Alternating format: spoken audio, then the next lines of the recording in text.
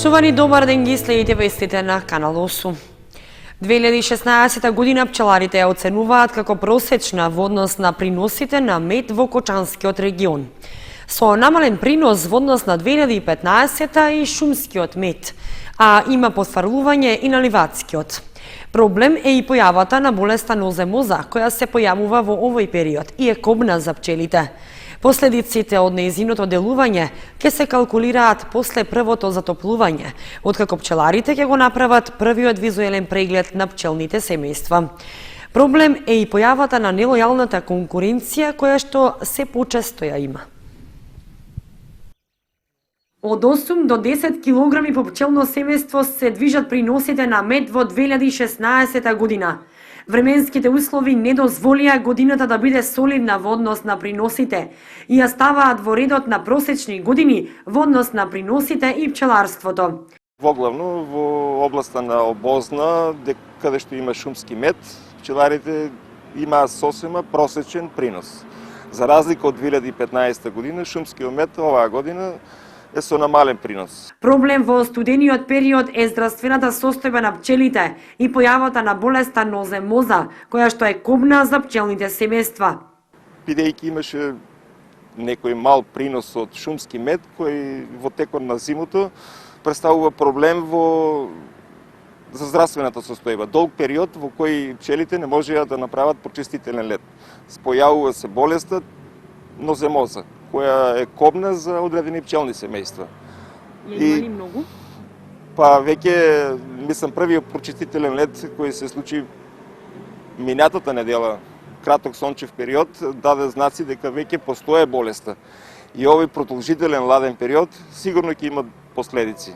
Долгиот период на ладно предизвика и глодари, односно куни, глувци, ставовци кои направија физички оштетување на пчелните сандуци и со тоа е нарушен мирот на пчелните семејства и има загуба и по тај основ. Овој период, иако се карактеризира со ниски температури, сепак активноста на пчеларот со посета на пчеларникот и следење на здравствената состојба на пчелите е задолжителна, советуваат искусните пчелари и додаваат дека последиците и загубата на пчелните семејства од делувањето на болеста ноземоза ќе се знае после првото затоплување, откако пчеларите ќе го направат првиот визуелен преглед на пчелните семејства. Инаку, пчеларите велат дека доправа ќе се калкулираат загубите на пчелните семејства, кои би се движеле околу 30 или 40% во зависност од совеста на пчеларот и од тоа колку е постигнал во зазимувањето на пчелите. Голема улога имаат и приходите од субвенции, кои што пак представуваат некоја сигурност на пчеларите. Искусните пчелари додаваат дека нелојалната конкуренција ја има и понатаму и дека медот во трговските маркети е со сомнителен квалитет. Затоа советуваат секогаш медот да се купува од познат пчелар и апелираат во текот на зимскиот период повеќе да се конзумира мед и пчелни производи, особено прополисот. Украдени се 2 ѕвона од манастирот Свети Пантелеимон во село Пантелеј, Кочанско, тешки по 70 килограми и стари околу 150 години. За случајот информирана и полицијата и работи на негово истражување и пронаоѓање на сторителите. 2 црковни ѕвона изработени од месинк од по 70 килограми и стари околу 150 години, сместени во камбанеријата во манастирскиот комплекс Свети Пантелеимон во селото Пантелеј, Кочанско, се украдени. Непознати сторители кражбата ја извршиле вечерта на 20 јануари наспроти 21 и кога случајот бил забележан од тамошниот свештеник, бил пријавен во Кочанската полиција. Ноќта 21 кон 22 јануари во манастирскиот комплекс посветен на Светиот великомаченик Пантелеимон во село Пантелеј извршена кражба на 2 од манастирските ѕвона. Со сигурност не можеме ништо да кажеме. Известена е полицијата која што направи увид на самото лице и место и веќе работи на откривање на сторителите како и утврдување на материјалната штета која што е причината. Свештениците потенцираат дека ова не е прва кражба во манастири во Кочани. Се случуваат скоро секој месец и со тоа повеќе се прави штета на црковните објекти. Затоа свештениците со апел да не се сквернават храмовите и да се роди кај луѓето стравот од Бога. Ваквите кражби не се нешто непознато за нас, како што знаеме од претходната година, речиси на во сите храмови во Кочанското архиерејско наместништво беа пријавени кражби, кои што крадците дали од незнаење, не зедоа ништо, туку само направија некоја мала минимална материјална штета. Ова нека биде еден апел до луѓето кои што за жал си земаат за слобода да ги осквернуваат ваквите светилишта, да не го прават тоа, бидејќи иако немаат страф од луѓето, од авторитетите, од полицијата, барем нека покажат страф од Бога. Според евиденцијата во манастирската архива, ѕвоната кои што се украдени се стари 150 години и датираат од далечната 1871 година, кога всушност е и градена црквата посветена на Светиот Пантелеймон. 3 лица од Кочани и едно од Куманово заработија кривична пријава од полицијата поради нелегален превоз на дрва. Нив ги затекнала Беровската сообраќајна полиција во моментот додека вршела редовна контрола на сообраќајот, при што утврдиле дека пријавените лица немале дозвола за превоз на дрвата. Надворешната канцеларија за криминални работи од Берово поднесе кривична пријава против 54-годишниот ВА, 36-годишниот ХЛ и 28-годишниот ИЛ, тројцата од Кочани, за сторено кривично дело вршење јавен превоз без поседување лиценца. Поради постојање основи на сомнение дека го сторил истото дело, осомничен е и 49-годишниот ВЈ од селото Тромаѓа Кумановско. Сите четворица нелегалните постапки ги извршиле во различни периоди во текот на минатата година.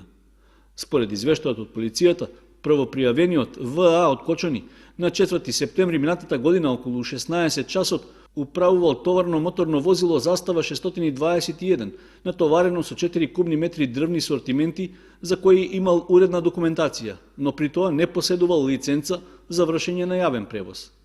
Второпријавениот ХЛ на 5 септември минатата година во 12 часот и 40 минути управувал товарно возило Сканија, натоварено со 12 кубни метри дрвни сортименти, за кои исто така имал уредна документација, но не поседувал лиценца за вршење на јавен превоз.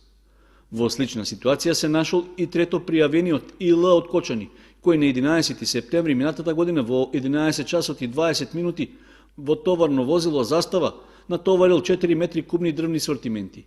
И тој имал уредна документација за нив, но не покажал соодветна лиценца за вршење на јавниот превоз. Исто како и тројцата кочанци и лицето ВЈ од Кумановско, минатата година во август управувало товарно возило МАН натоварено со 12,5 метри кубни дрвни сортименти, за кои имал потврда за набавката, но немал дозвола за вршење на превозот. Сите пријавени биле откриени при редовна сообраќајна контрола на полициските службеници, а за што веќе им били испратени и кривични пријави до судот. Околу 46 километри земјена каналска мрежа била исчистена во текот на изминатата 2016 година, со што е исполнет планот.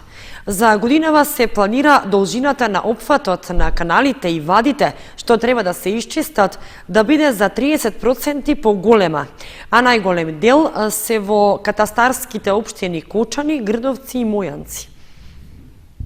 Проширување на опфатот за чистење на канали и вади за наводнување на земјоделското земјиште во текот на оваа година планираат во водостопанската подружница Брегалница. Вкупната должина на каналите што треба да се прочистат на подрачјето на општина Кочани изнесува над 71 километар, што во споредба со 2016-та представува зголемување за околу 1/3. Предлог планот за чистење на наводнителни и одводнителни канали е веќе подготвен и дел од него веќе бил реализиран на крајот на минатата година. Всушност, во ноември и декември, временските услови овозможиле градежната механизација и екипи на предпријатието за водостопанство да излезат на терен, при што биле прочистени канали во должина од 21 км. Остатокот од каналската мрежа треба да биде опфатен во текот на месеците пред почетокот на наводнителната сезона. Најголем дел од планираните работи за чистење на каналите и вадите се однесуваат на катастарските општини Кочани, Грдовци и Мојанци, каде треба да се опфатат по околу 15 километри. Во Подлошко преостануваат над 12, во Прибачевско околу 11 и во Ризарско 7,5 километри. Со планот е опфатени дел од катастарската општина Истибања, каде за чистење се предвидени нешто помалку од 4 километри каналска мрежа. Од водостопанската подружница Брегалница велат дека зголемувањето на должината на каналите и вадите што се планира да се исчистат е заради обезбедување на времено и непречено наводнување на земјоделските површини што ќе бидат опфатени со пролетната сеидба, главно со орис. Според предлог планот за оваа година не се планирани интервенции на бреговите на речните корита, со оглед што такви активности имало лани. При тоа се работело на зајакнување на земените брегови во вкупна должина од 350 метри на Кочанска и Оризарска река, на локациите Лака, Каршиово, Чука и надмагистралниот пат А3. Предлог планот за чистење на каналите и вадите во 2017-та ќе се најде на разгледување и пред Советот на општина Кочани на седницата што е закажана за петок. Истече законскиот рок за отстранување на изборните плакати од местата што општина Кочани ги определи за бесплатно рекламирање на политичките партии. Учесниците во изборниот процес требаше да го отстранат рекламниот материјал до почетокот на оваа недела, но на терен состојбата е непроменета. Местата што општина Кочани ги определи за политичко рекламирање требаше да го променат изгледот во период од 30 дена по завршувањето на изборните активности. Обврска на организаторите на изборната кампања беше да ги отстранат рекламните плакати. Според законските одредби, последниот рок за отстранување на рекламниот материјал беше до почетокот на оваа недела, но очигледно тој не се испочитува. До сега на сите локации каде што во предизборието беа истакнати пропагандни материјали и понатаму се забележува дека тие воопшто се недопрени или има остатоци од нив. Освен тоа, предизборните плакати беа истакнувани на места што не беа определени од општината, а на кои исто така се забележуваат остатоци, што на собствениците на објектите може да им создаде дополнителни трошоци. Општина Кочани, почитувајќи ги своите законски обврски, определи места на кои политичките партии можеа да истекнуваат рекламни плакати без да платат некаков надоместок.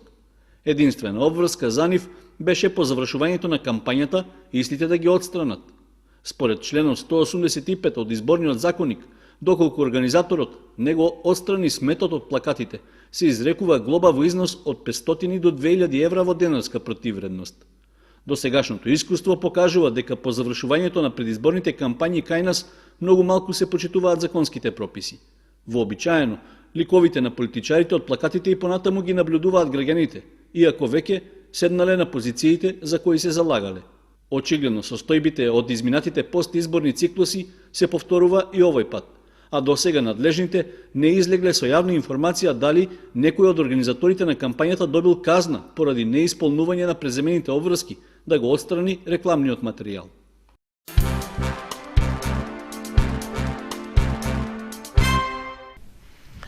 Шумското стопанство Согово и минатата 2016 година работеше на пошумување и заштита од ерозија. Се вршеше пошумување соодветно на последните планови, кои во исто време представуваат и основа на целокупното нивно работење. Јавното предпријатие Македонски шуми, подружница Шумско стопанство Согово од Кочани, и минатата 2016 година работеше на пошумување и заштита од ерозија во рамките на границите на шумското стопанско подрачје во согласност со последните планови за 10 годишно работење. Постоечките и потенцијалните ерозивни подрачја беа заштитувани со веќе предвидените и утврдени одгледувачки мерки, меѓу кои е и биолошката мерка, подигнување на нови шумски насади со соодветни дрвни видови. Во текот на 2016 година Шумското стопанство Согово од Кочани изврши пошумување соодветно на последните планови, кои во исто време представуваат и основа на целокупното нивно работење. Во подигањето на нови шуми свој придонес даде и акцијата Ден на дрвото, која што во општината успешно беше реализирана минатата есен и во истата беше опфатен локалитетот Пониква, каде што беа пошумени 15 хектари голени со над 30.000 садници од смрча. Шумското стопанство Согово работеше на пошумување на сливни подрачја, кои почнуваат од повеќе гребени вклопени во високопланински пасишта, кои се ставени на управување на јавното предпријатие за пасишта на Република Македонија. Дел од овие површини имаат лош почвен квалитет, зашто во иднина ќе треба да бидат предмет на нови пошумувања. Министерството за земјоделство, шумарство и водостопанство и Факултетот за шумарство потребно е да изградат долгорочна стратегија подкрепена со програмата за нови пошумувања, со што би се создале реални услови за заштита на земјиштето од ерозија. Инаку во општина Кочани минатата 2016 година во неколку акции се пошумуваше во повеќе атари од општината на ерозивни терени, уништени сечи и голини. Зимскиот саем на Матица Македонска стигна и во Кочани. Од 23 јануари па се до 31 ќе биде отворен за љубителите на пишаниот збор од Кочани и соседните градови. Зимскиот саем на Матица Македонска, кој што се одржува секоја година во Скопје и во други градови, стигна и во Кочани. Истиот е по барање на читателите, а оваа недела саемот е на располагање на љубителите на пишаниот збор од Кочани и соседните општини. Одлучивме оваа недела да го поддржиме саемот и во Кочани во оваа просторија да биде продажен за Матица Македонска. Книгите се со минимални цени од 100 до 250-300 денари, по ептен намалени цени и воглавно содржат белетристика, психологија, има нешто книги за деца. Саемот во Кочани почна од вчера, а ќе трае до 31 јануари. Па од продажната мрежа на Матица Македонска велат дека кочанци се интересираат за книгите, доаѓаат, прашуваат, купуваат и се забележува дека и покрај интернетот и технологијата која што си го направи своето, сепак младите ја сакаат книгата и читаат.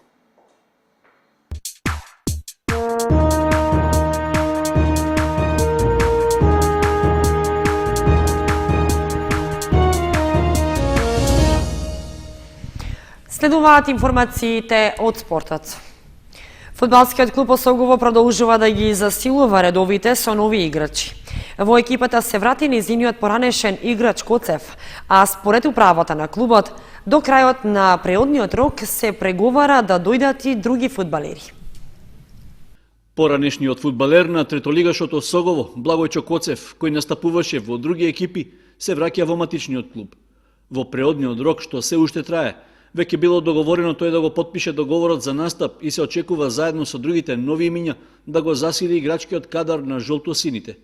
Коцев, кој пред неколку сезони беше стандарден правотимец на Осогово, замина од клубот и настапуваше за Виничка Слога 1934, како и за Плачковица од Радовиш.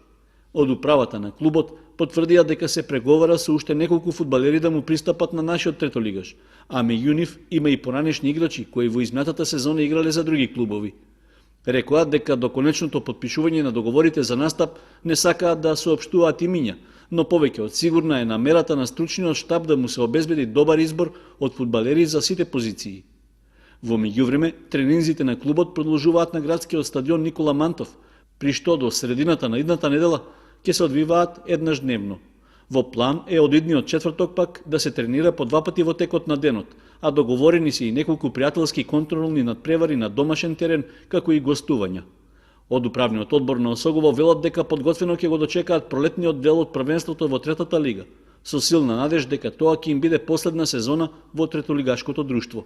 Амбициите се да се обезбеди пласман меѓу најдобрите 3 екипи и од наесен да се влезе во повисок ранг, односно во единствената втора фудбалска лига, што треба дополнително да се формира.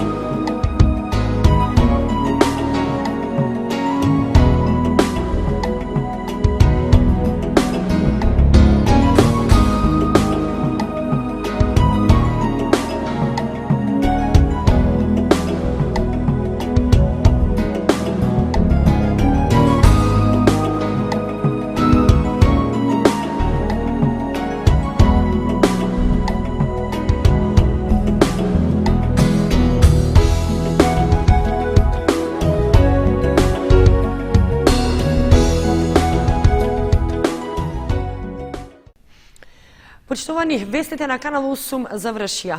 Информациите ги имате и на нашата веб страница kanal8.mk. Останете и понатаму со нашата програма. Довидување.